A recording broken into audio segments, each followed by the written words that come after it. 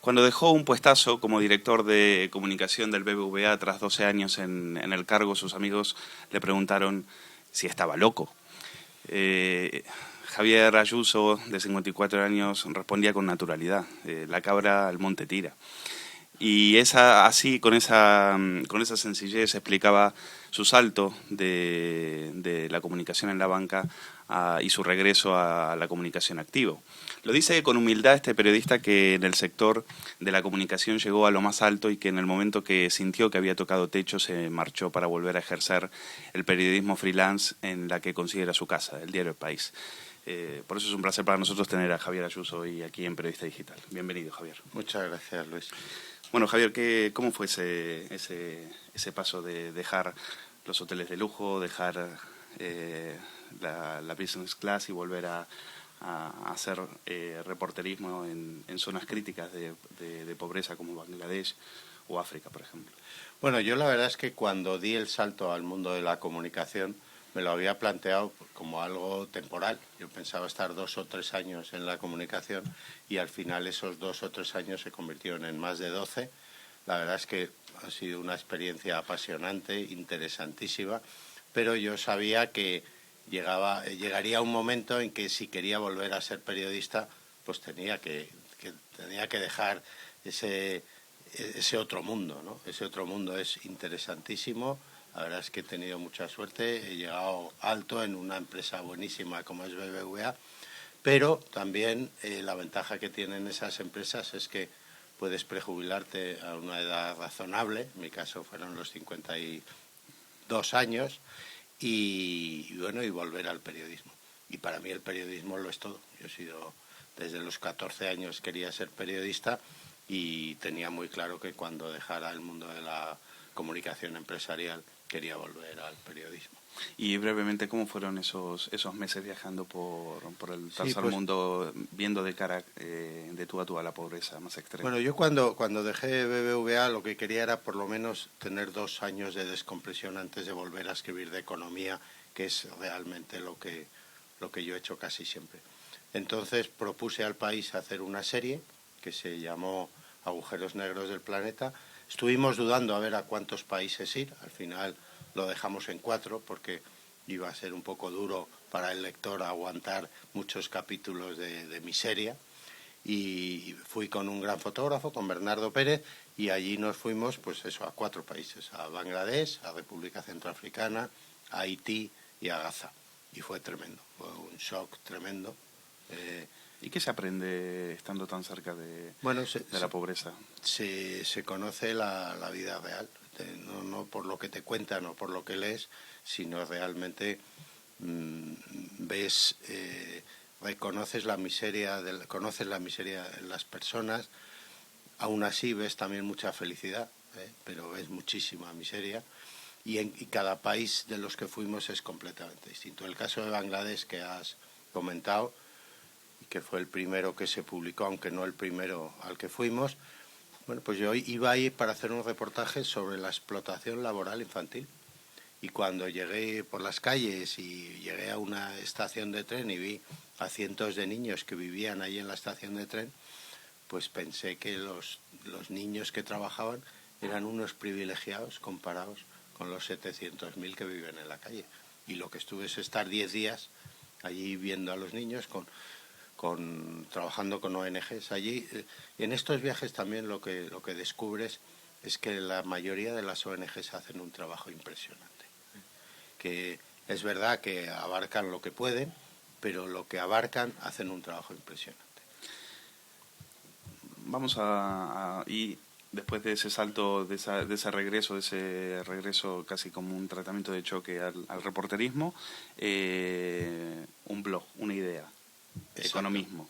Eso es. Cuéntanos un poco. Sí, ya pasados los 2 años, justo ahora en el mes de marzo, he podido lanzar un proyecto con el que llevo trabajando pues como 1 año, una cosa así, y es, hasta ahora hay un montón de muy buenos columnistas económicos, comentaristas económicos que están en la web, en la radio, en la televisión, en los periódicos, pero yo pensaba, y sigo pensando, que no había ningún foro de debate, y para eso la red es el sitio.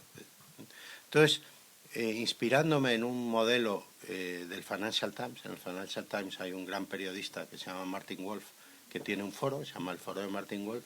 Dije, voy a intentar hacer algo parecido. Yo, por supuesto, hay que salvar las distancias, porque yo no soy Martin Wolf, pero por el otro lado he conseguido aglutinar a un grupo de casi 40 muy buenos periodistas, economistas, que son los que hacen el debate. Entonces, el sistema de economismo es que los sábados se cuelga en elpaís.com un tema de debate que hago yo y que intenta ser provocativo, y durante 6 días los economistas registrados debaten en la web sobre ese tema. ¿Y qué se está discutiendo ahora? Pues ¿Cuál es el tema de debate de este momento? El que lancé la semana pasada, el sábado, se titulaba España no es Portugal, pero hay que aprender de las lecciones del vecino. O sea, lo que decía es que cuando Grecia cayó se dijo que Irlanda no era Grecia, cuando Irlanda cayó se dijo que Portugal no era Irlanda, y ahora se dice que España no es Portugal. Por supuesto que España no es Portugal, y por supuesto que ahora mismo hay muy poco riesgo de que vayamos a ser intervenidos. Pero yo quería plantear ese tema de debate porque la decisión de intervenir o no no es solo una decisión racional. Los mercados en un momento dado te pueden dar la espalda y te pueden obligar a... Bueno, te pueden hacer una jugada muy... Pero había otra salida que no sea el rescate. En Portugal no. En Portugal hubiera habido otra salida si el Parlamento no hubiera rechazado el último plan de reformas de Sócrates, que además ya estaba aprobado por la Unión Europea. Yo lo que decía en mi artículo es que ha habido 3 errores clarísimos en Grecia, Irlanda y Portugal, cada uno muy distinto. Grecia se dedicó a la contabilidad creativa cuando le pedían las cuentas de la Unión Europea, y al final se vio que estaban mintiendo. Irlanda nunca reconoció el agujero de sus bancos, también por la burbuja inmobiliaria, y Portugal ha cometido el enorme error de no unirse todos los políticos para sacar adelante el país. Entonces yo lo que decía es que es un error cometer cualquiera de estos 3 errores. Ni puedes engañar con las cuentas, ni puedes forzar hasta el final salvar a tus entidades financieras, y sobre todo no puedes, en estos momentos tan delicados, la oposición no puede echar un pulso al gobierno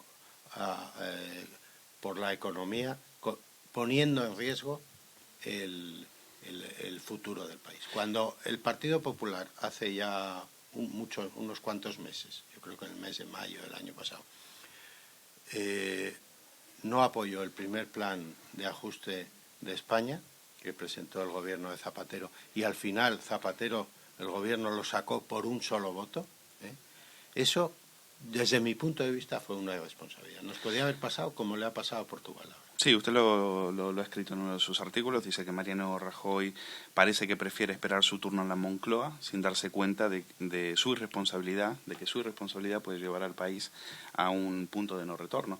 Pero lo que yo le quiero preguntar es por qué la oposición tiene que estar obligada a apoyar, por ejemplo, ciertas medidas que son bastante impopulares. Por ejemplo, el recorte de pensiones, la subida de la jubilación a los 67 años, y mientras tanto el despilfarro, por otro lado, sigue su curso. Sí, ¿Por qué hay que apoyar esas medidas? No, lo primero que hay que dejar muy claro es que la responsabilidad es del gobierno. El que tiene que gobernar es el gobierno, y el que lo hizo mal desde el principio sin reconocer la crisis fue el gobierno.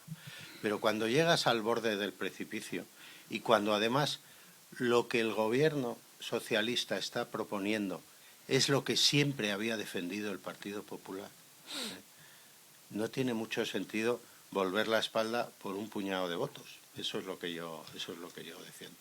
Pero también es cierto que el gobierno socialista tardó y perdió muchísimo tiempo en reconocer la crisis y en tomar medidas que podrían haber evitado las medidas dolorosas que se tomaron después, ¿no? Absolutamente de acuerdo. El Partido Socialista, el gobierno, más que el Partido Socialista, el gobierno primero negó la crisis, luego tomó medidas insuficientes, y luego ya, en mayo del año pasado, pues se dio cuenta, después de muchas presiones del exterior, que no podía seguir así, que si seguía así estábamos al borde del precipicio. Y el problema es que cuando está sucediendo eso es porque estábamos a punto de, como digo, a punto de caer. Y en ese momento yo entiendo, es una opinión personal, que todos deberíamos haber apoyado. Todos deberíamos haber apoyado. ¿Se notó el anuncio de la renuncia a la candidatura para las próximas elecciones generales de Zapatero en los mercados? ¿Cómo fue recibido? Yo creo que no. Yo creo que, vamos, el anuncio fue el fin de semana, ¿no? Y el lunes y el martes los mercados indiferencia han estado exactamente igual. Ya estaba. Ahora mismo realmente el único mercado que nos interesa es el de la deuda pública, ¿eh?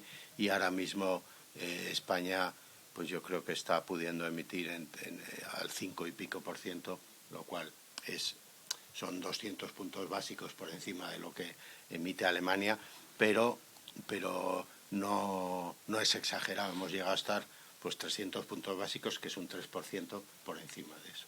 Sí, una semana antes del anuncio de la renuncia a la candidatura de Zapatero, el empresariado, con botín a la cabeza, le pidió a Zapatero que se quedara, que gobierne, pero que se quedara.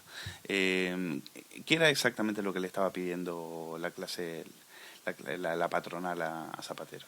Bueno, vamos a ver, yo creo que no se lo estaba pidiendo. De los 40 y pico que estaban ahí, no todos pensaban así, ¿eh? O sea, yo creo que eso era una petición personal de Emilio Botín, apoyado por otros 4, 5, 6, no sé cuántos, pero era uno. Yo creo que no todos opinaban así. El empresariado es muy dispar. El empresariado, cada uno opina de una forma distinta, y yo creo que lo que Emilio Botín pidió a Rodríguez Zapatero es que se centrara en gobernar, que siguiera con las reformas que había iniciado y que se olvidara del debate interno del PSOE de si se presentaba o no, ¿eh? Pero yo creo que había otros ilustres empresarios y banqueros que no opinaban igual. Yo creo que ahora entre el empresariado hay una opinión dividida. Algunos opinan que hay que terminar la legislatura e intentar hacer todas las reformas posibles, y hay otro grupo que opina que sería mejor unas elecciones anticipadas para que el gobierno que salga empiece con más fuerza las nuevas reformas que hay que acometer. Está claro que las opiniones están divididas. Hablando de reformas, usted en el país ha diagnosticado que el problema de España no era una crisis no solo del ladrillo o una crisis financiera, sino que la crisis más profunda era de competitividad. Dígame, por favor, una reforma urgente que tendría que acometer el gobierno de aquí al final de la legislatura. Vamos a ver, hay una reforma que va a ser muy problemática y que no sé si se va a atrever a hacer el gobierno, y que también es debatible, ¿no? Y es, hasta ahora los salarios están indiciados con la inflación, ¿eh? Entonces, si la inflación es del 3%, los salarios se suben el 3%, están relacionados con la inflación. Lo que están pidiendo desde Alemania y lo que están pidiendo desde la OCDE y desde el Fondo Monetario Internacional es que se indicien con la productividad.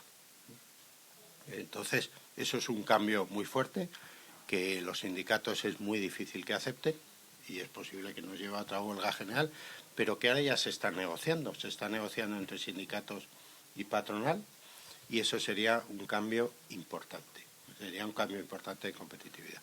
Y luego, cambios importantes de competitividad son las defensas del mercado interior, todas las medidas que supongan mantener el mercado interior. Pues ¿más proteccionismo? No, todo lo contrario, mayor libertad al mercado interior, libertad de horarios,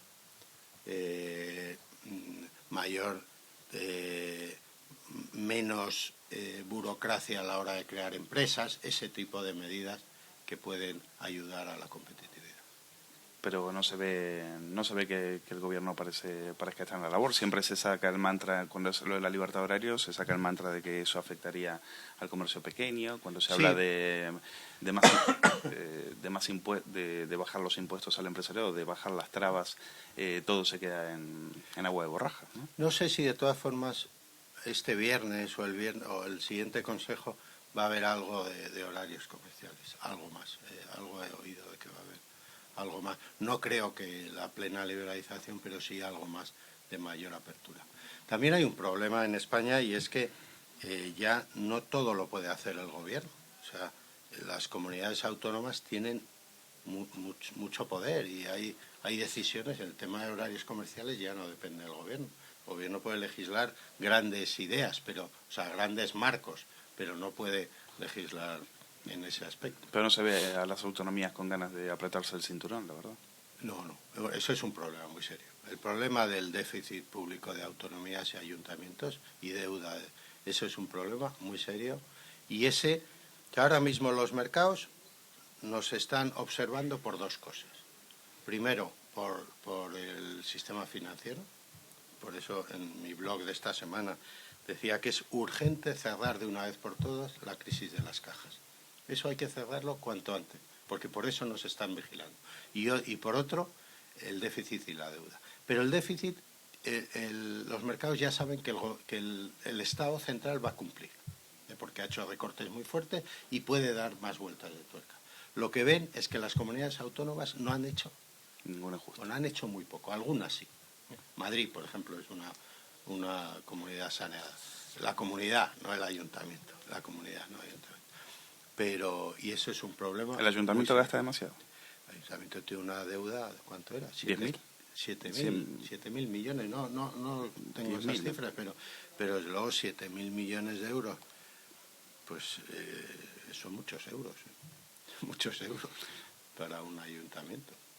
¿Es el problema del ayuntamiento o es el problema de los bancos, como se dice, ¿no? Si le debes 10, tienes un problema, si le debes 10.000, el problema lo tiene el banco. Sí, no, ahora mismo el problema no es de ayuntamientos ni de los bancos, es de los proveedores que no están cobrando. Que no están cobrando. Las contratas de basura que han estado a punto de dejar de recoger la basura y los proveedores que no están cobrando en el ayuntamiento de Madrid. No sé qué le han parecido las declaraciones de esta mañana de José Manuel Campa, el secretario de Estado de Economía. Dice que él no le va a dejar ninguna vivienda a sus hijos y que él prefiere recomienda a los ciudadanos dejar otro tipo de herencia, más intangible. La verdad que suena un poco entre poco creíble y ridículo. No lo sé, no las he visto, pero yo en lo que sí estoy de acuerdo es que aquí en España durante mucho tiempo hemos estado demasiado obsesionados con la propiedad de la vivienda. Yo creo que durante muchos años, décadas probablemente, pues todo el mundo decía, bueno, yo para irme a vivir fuera de mi casa tengo que tener un piso en propiedad. Y eso además ha coincidido con un momento, con muchos años en los que el mercado inmobiliario crecía de forma continuada y nadie se podía imaginar que eso iba a caer. Que eso iba a caer. A pesar de los avisos de que se estaba creando una burbuja. Y eso no sucede así en todos los países de Europa. Los países nórdicos, la vivienda en propiedad es minoritaria. La gente vive en alquiler y no pasa nada. Y es verdad que hay otras formas de ahorro. Ahora, intentar cambiar la mentalidad de los españoles de un día para otro, porque ahora haya estallado la burbuja, pues no parece muy creíble, ¿no? Ahora, yo sí creo que no hay que obsesionarse tanto con tener una vivienda en propiedad cuando, y más ahora, ¿no? Cuando hemos visto lo que ha pasado. Y un tema también que no hay que olvidar es que en España todavía no se ha producido el ajuste del mercado inmobiliario. El mercado inmobiliario ha caído muy poco comparado con lo que debería de haber caído con el valor real de los pisos. Eso es lo que los ciudadanos nos explican, es decir, se hablaba de que los precios iban a caer, pero al final no han caído. ¿Por qué se ha dado eso? Bueno, yo creo que por un lado porque las promociones nuevas que están paradas directamente Sí han podido caer los precios, pero nadie las compra. Promoción segunda vivienda playa, está todo parado y nadie lo compra. Y luego las viviendas de la gente que quiere vender su piso, cuando tiene mucha urgencia sí baja el precio un 30% y cuando no intenta aguantar. Y luego hay un problema añadido del que no se quiere hablar también, y es que las entidades financieras tampoco quieren o pueden poner el precio real de las viviendas en donde estarían, las viviendas que se han quedado, los adjudicados, pues porque se desequilibraría su balance, ¿no? Entonces eso también está parando un poco el tema.